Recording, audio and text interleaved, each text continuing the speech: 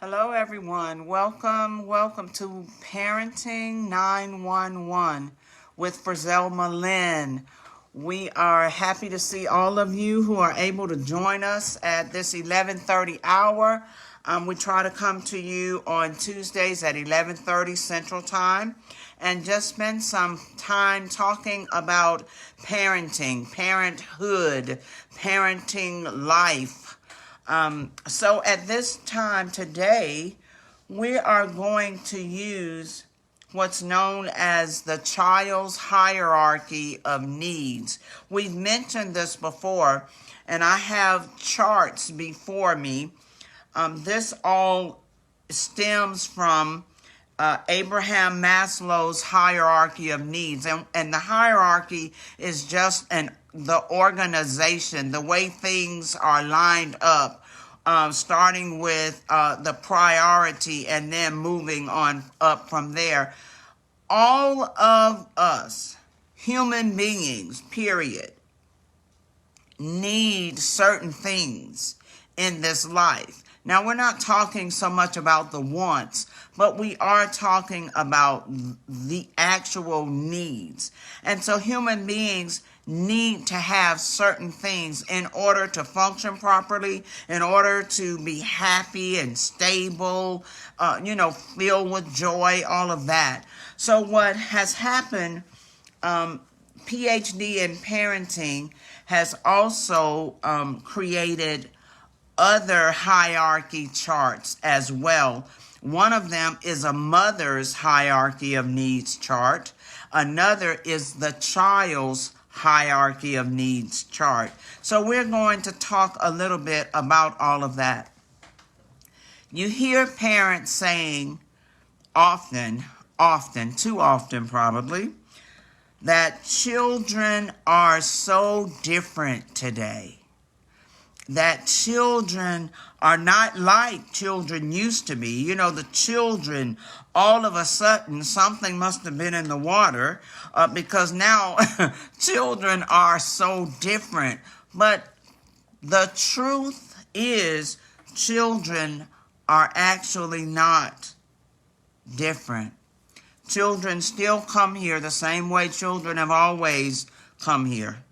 They're conceived, they're developed in a womb, and they are born.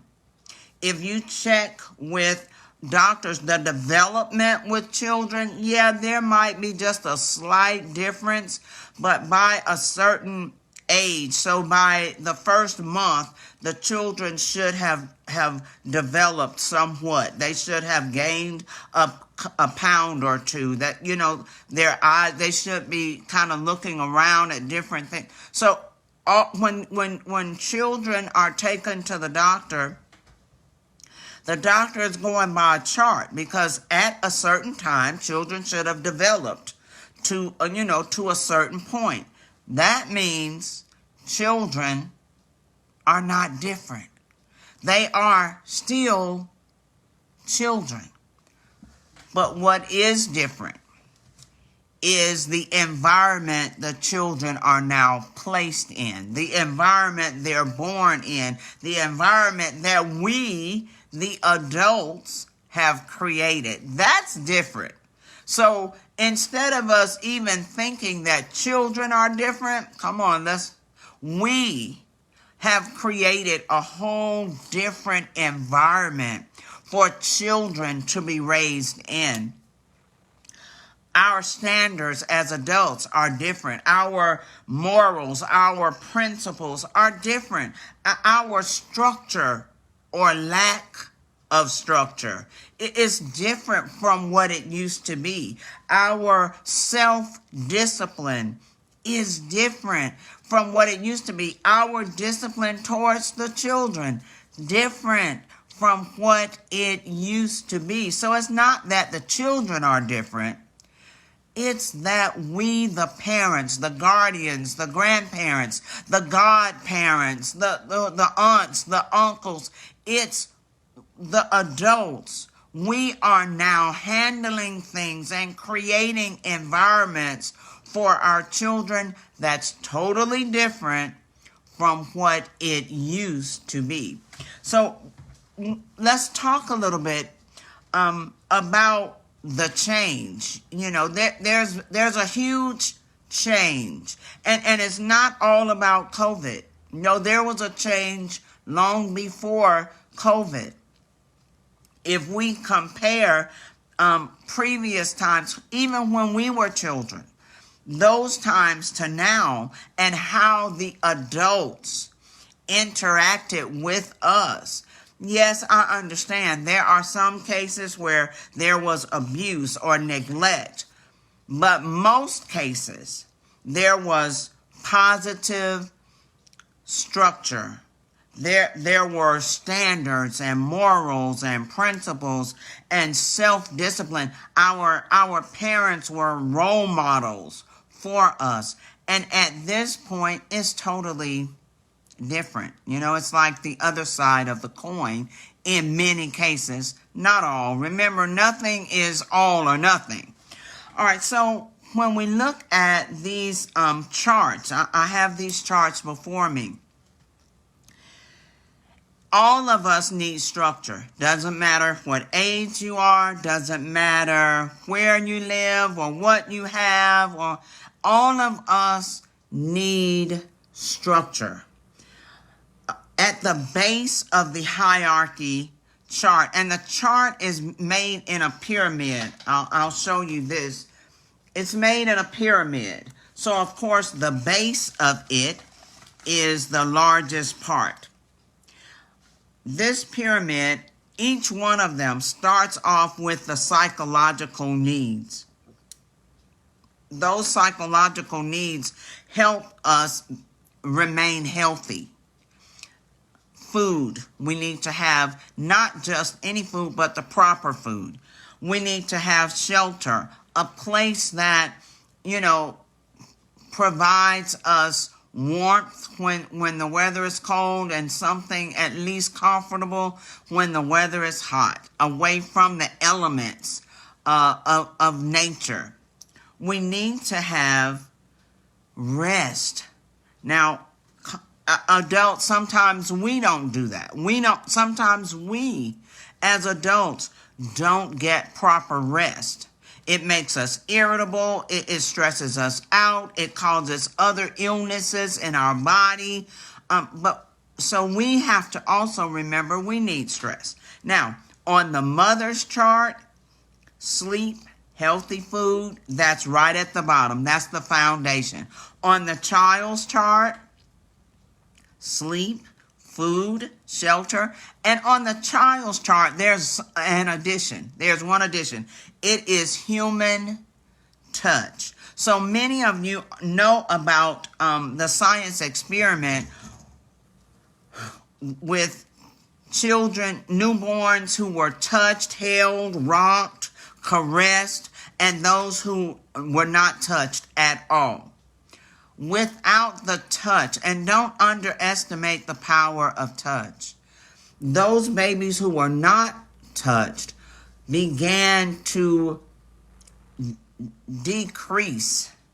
They began to just kind of waste away. They needed human touch. So we have to remember that with our little ones.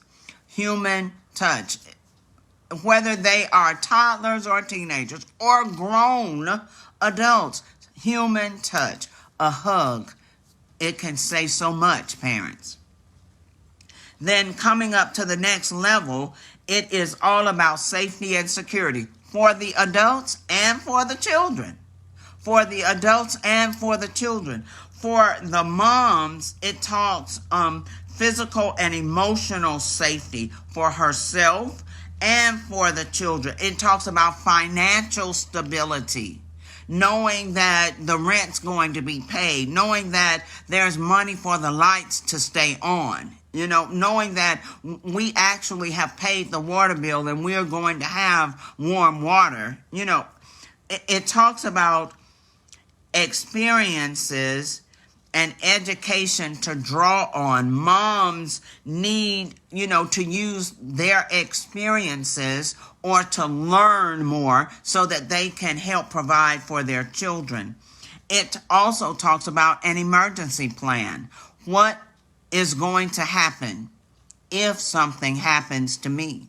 Who's going to take care of my children? Who's going to raise my children? Who's going to help them? So mothers, in their safety and security needs, they need all those things.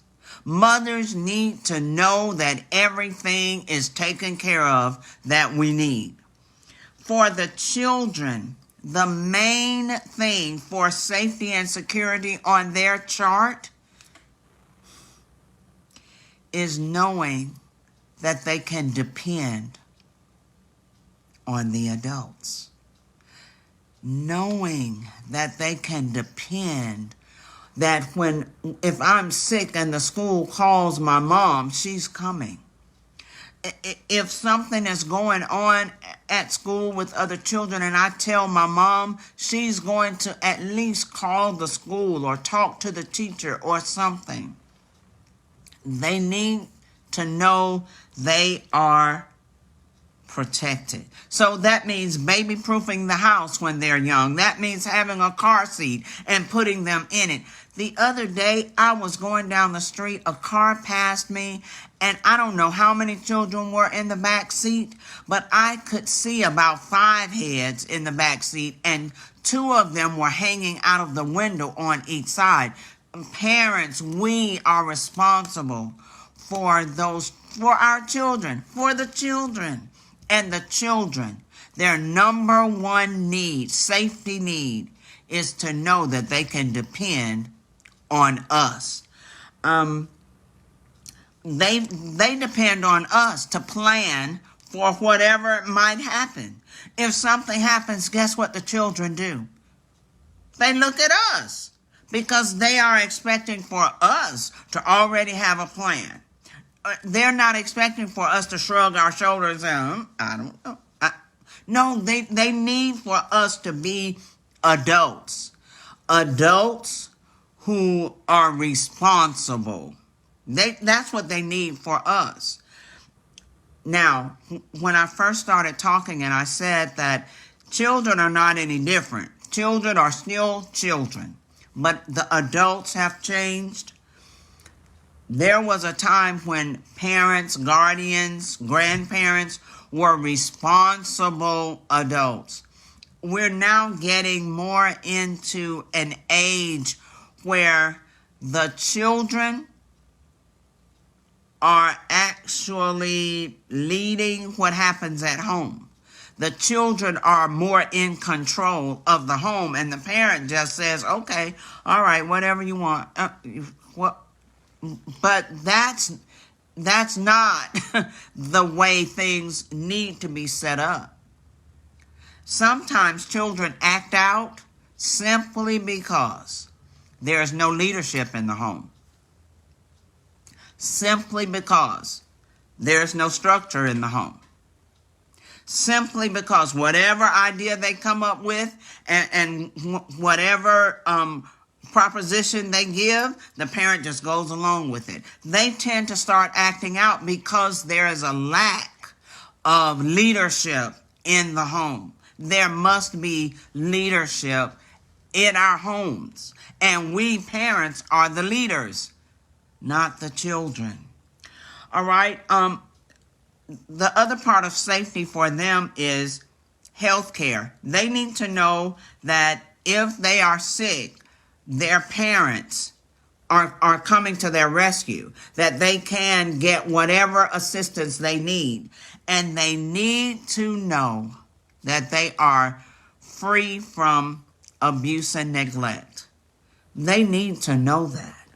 Pay attention to your children.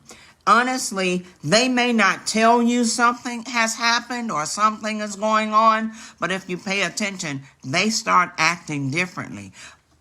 But we as parents, the leaders, the responsible adults, have to also pay attention. The next level on the hierarchy chart is social needs. Now, yeah, we think social needs just means social media. Get on, play a video game, or get on and watch a video on YouTube, or whatever. We think so no, that's not. No. Social needs just means how we associate with other people. If we have friends, some of us as parents are not friendly. Therefore, we don't know how to make friends. Therefore, we don't know how to help our children make friends. But that's a part of our needs as human beings. We need to understand how to be friendly.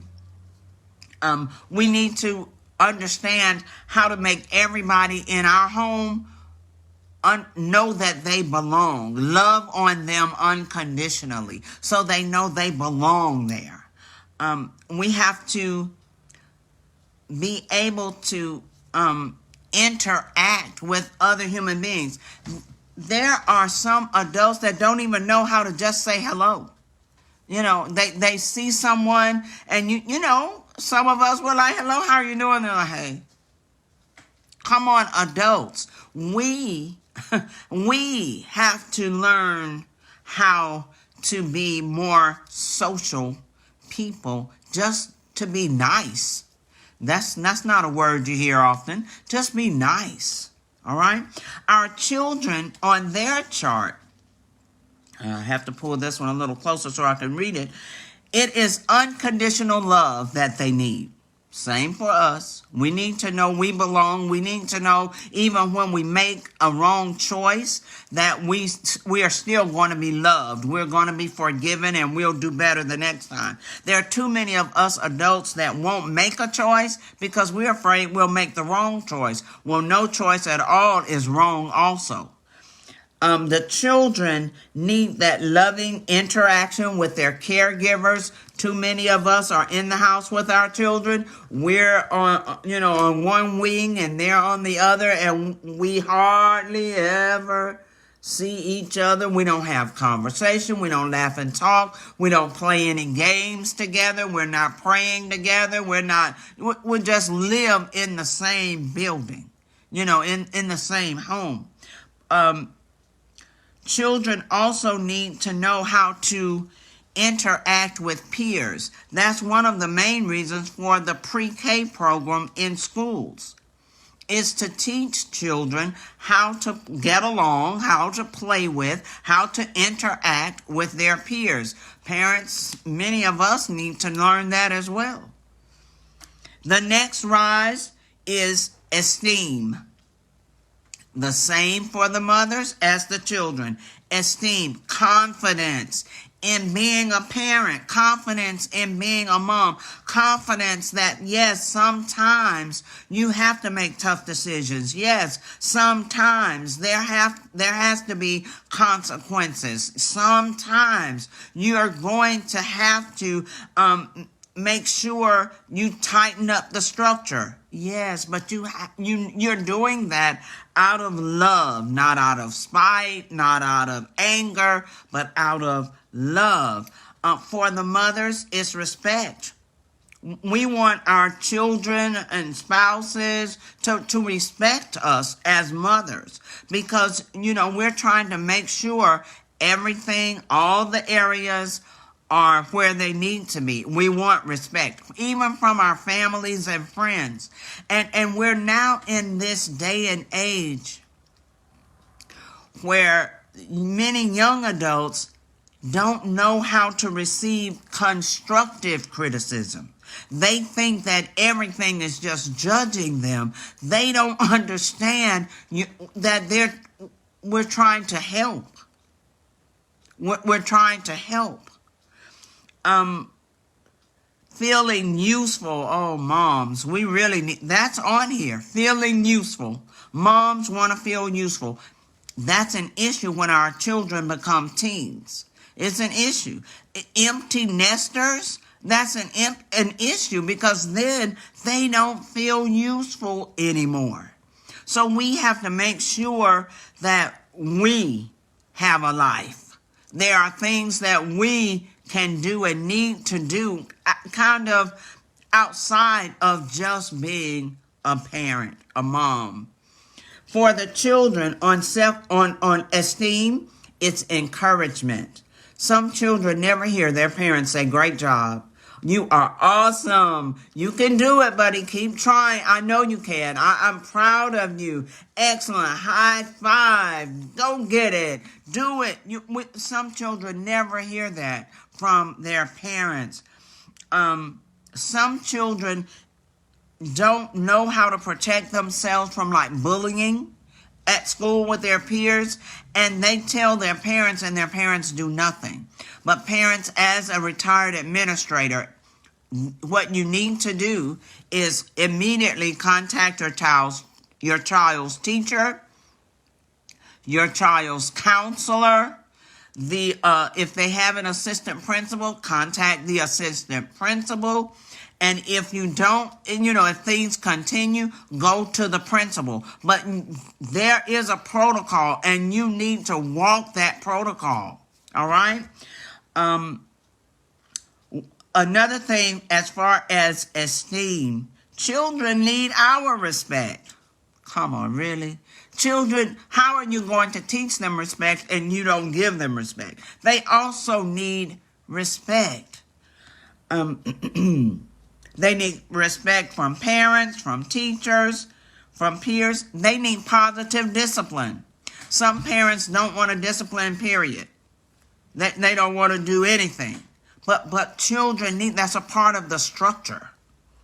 That's a part of them knowing their boundaries. And they need learning life skills. Let me add, if your child is struggling in school, don't just sit there and watch them struggle. Don't just sit there and watch them continue to go down, down, down. It's getting worse and worse. They're getting sad. They're getting depressed, and you're just sitting there watching it. No, ask for help. Check with their teacher. Ask their teacher, what can I do? Ask their counselor, are there resources? Google. Do something to help them. All right, now we're at the very top. Remember, it's set up as a pyramid. We're at the top of the pyramid. The top of the pyramid is for self-actualization. Time to think and meditate and create and sit back and enjoy. Time to have hobbies and do some of my self-care. Have adult conversations, that kind of thing. That's for mothers. And understand this, in the day that we're in, many young adults, maybe even some older ones, unfortunately, think that self-actualization is the main thing. They think that should be the foundation. That's what they do all the time. They skip over all these other things and get to that. But that's at the very top. That's the smallest part of the pyramid. For children, it's hobbies and extracurricular activities, creative pursuits. It's all that extra stuff. But many of us are so honed in on, like, it has to be football, or it has to be dance, or it has to be this, and that's all we think about. No, that's the extra. That's the cherry on the top, so to speak. All these other things need to be in place for the pyramid to stand. But many of us have this upside down. And this is how the pyramid is. And we want to know why things are so, out of order, out of whack, it's because we have, in many cases, not all, lost the structure. So we've got to go back. Honestly, we've got to go back to the basics. Most people don't want to hear that, but look at where we are. And if we go back to the basics, how much better things will be. The basics. So please understand that there's a hierarchy of needs for all of us, adults and children. And we can't skip over the basics, the main things to get just to the self-actualization on top. Get to the hobbies and the creativeness and all the self-care and the passions and, too many of us want to stay there. We can't live there. That's a place, that we visit after we take care of what's really needed in our lives and in our children's lives. All right, that's it for me on Parenting 911. Please check in with me. I am the parents coach, and I make sure I personalize parenting strategies and programs for you. You can set up a strategy call with me. Go to my website, www.amazingparenting.org. Again, I am Frizelma Lynn, and I save children by teaching parents. Have a great day. Join us again on Tuesday, 11:30 for Parenting 911. Thank you all so much for joining. Send me any comments or any topics that you would like for us to talk about. All right, bye-bye.